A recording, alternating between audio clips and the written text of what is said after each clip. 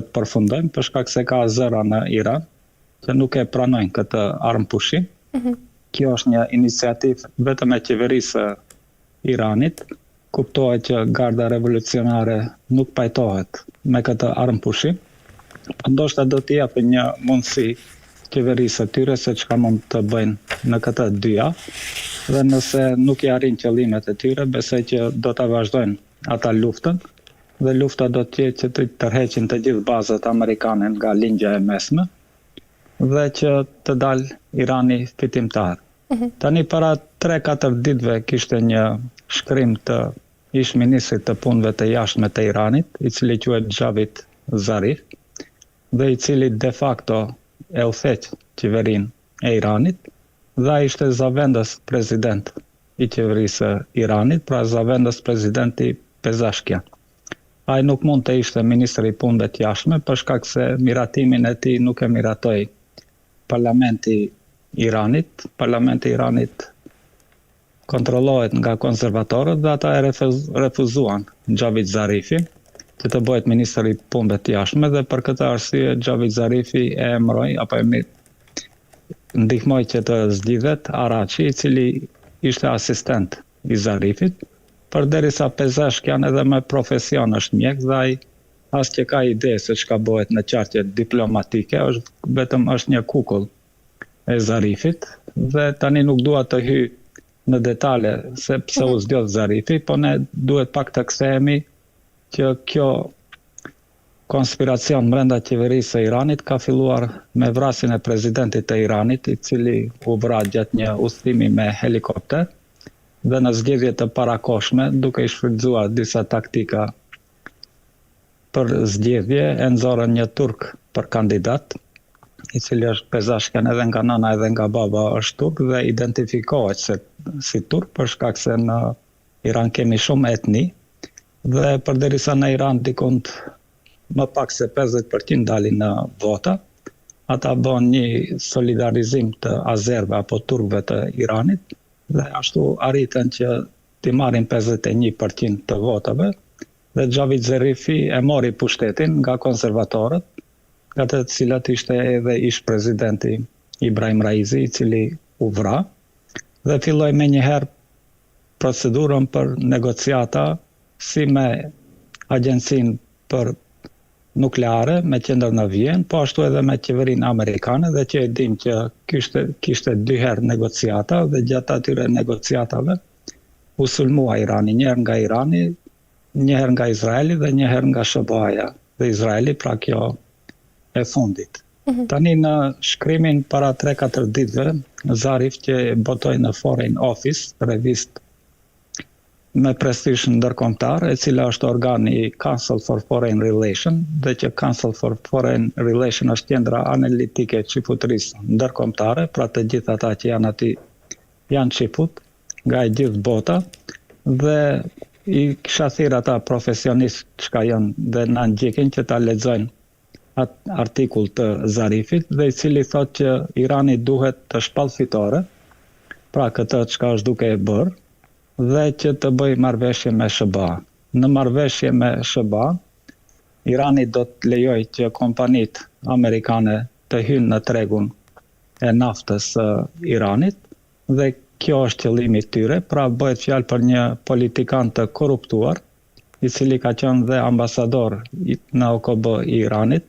dhe për mendimin tim duhet të jetë pjesë e grupit, siç e quajmë tani, grupi Epsteinit, dhe besoj që Javed Zarif është pjesë e tyre. Dhe këtë pse e them, për shkak se na doli që edhe ambasadori i Rusisë në OKB, Churkin, kishte qenë pjesë e grupit të Epsteinit, për shkak se kishte qenë i korruptuar dhe nga emailët e shiqojmë që Epsteini, Churkinit ja kishte punësuar djalin në punë dhe një situatë afër duhet të kemi edhe me Zarifin për shkak se ai ka jetuar në SBA, është prej Isfahani, në Isfahan e kemi qendrën e çifutëve të Iranit dhe që besoj unë që me mbështetje të tyre ai ka hyrë në politikë, ka bërë karrierë politike dhe kontrollohet nga ata. Tani unë e kam pak edhe vështirë të lexoj njerëzit të cilët vadi prapa vjen se janë tradhtar,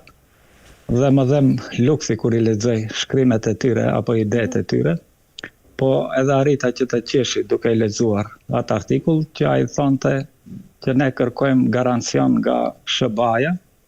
që anijet e Iranit do të mund të shfrytëzojnë ngushticën e Hormuzit. Pra kjo është, mund të shiqojnë ata që kanë ndjekin, pra i kërkon garancion nga SBA-ja që anijet e Iranit të shfrytëzojnë ngushticën e Hormuzit, dhe kjo pra në një situatë kur garda revolucionare e ka marrë në posedim dhe në sovranitet ngushticën e Hormuzit, ai kuptohet që e trahton gardën revolucionare dhe gjithë ata të ardhura që ka do hyjnë në ekonominë iraniane për shkak se taksohet një barel naft në $1 dhe çdo anije që do të kalone aty me naft do të paktën duhet të paguaj $1 milion taksa për të kaluar aty. Pra kështu e kuptoj unë dhe pra shpallja e fitores është pjesë e planit të Zarifit, i cili don prej fillimit të kësaj lufte, pasi që e panë që ju dështoj plani për grushteti, mirë po e shiqojmë që të paktën 50 general të gardës revolucionare janë vrarë, dhe para 2 ditëve kishim vrasjen e shefit të inteligjencës së gardës revolucionare, pa besoj unë që shumica, mos them të gjitha, shumica e atyre generalëve të gardës revolucionare janë vrarë nga tradhtia e qeverisë iraniane, dhe qëllimi i tyre është që të kenë një afrim me politikën amerikane dhe gjithë Irani të bëhet pjesë e sferës perëndimore. Tani kur flasin ato për garancione që nuk do të sulmohet Irani më nga SBA-ja, janë qesharake, se si mund t'i besojsh Izraelit që nuk do të sulmohet. Nuk ekzistojnë ashtu garancione. Garancioni vetëm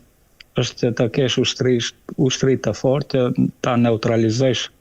armikun, dhe edhe këtë doja ta shtoj që po në atë shkrim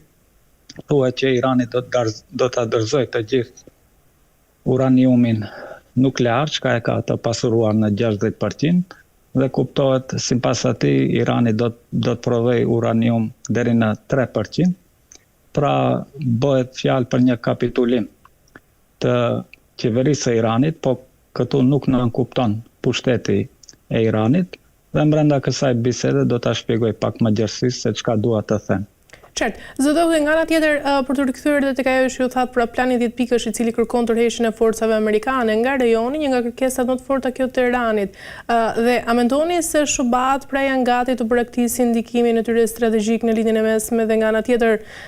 kur në qendër të debatit është edhe kontrolli për ngushticën e Hormuzit, e cila ashtu si e thamë është arteria kryesore e naftës globale. Mendoni se rrezikon SBA të humpas kontrollin mbi një nga pikat më të rëndësishme të botës? Unë besoj që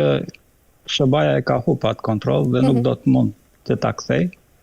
Besoj që pushtetarët e Iranit do ta kuptojnë tradhtinë e qeverisë së tyre, mos them të gjithë qeverisë, po sidomos të diplomacisë së Iranit, dhe do të refuzojnë çdo mundësi që të ndahet pushteti dhe të tërhiqet sovraniteti i Iranit mbi ngushticën e Hormuzit. Besoj që Irani ka mundësi me Omanin të bëjë një marrëveshje bilaterale dhe që t'i rregullojnë mënyrën e taksimit të shfrytëzimit të ngushticës së Iranit. Pra, besoj që do të kemi një proces të ngatruar. Tani nëse e shiqojmë është kjo dita e 40 dhe ne nuk kemi asnjë shenjë nga lideri suprem Hamanei që është gjallë, për shkak se nuk e kemi dëgjuar as edhe zërin e tij. Mirë po ka mundësi që ai të jetë të mbaj zi, pra për shkak se sipas edhe bingjeve të shiizmit ata mbajnë 40 ditë zi, nuk e di, nuk më kujtohet fjala shqipe si i thuajnë ndryshe zis, dhe ka mundësi që sot apo nesër të dilte në para kamerave ky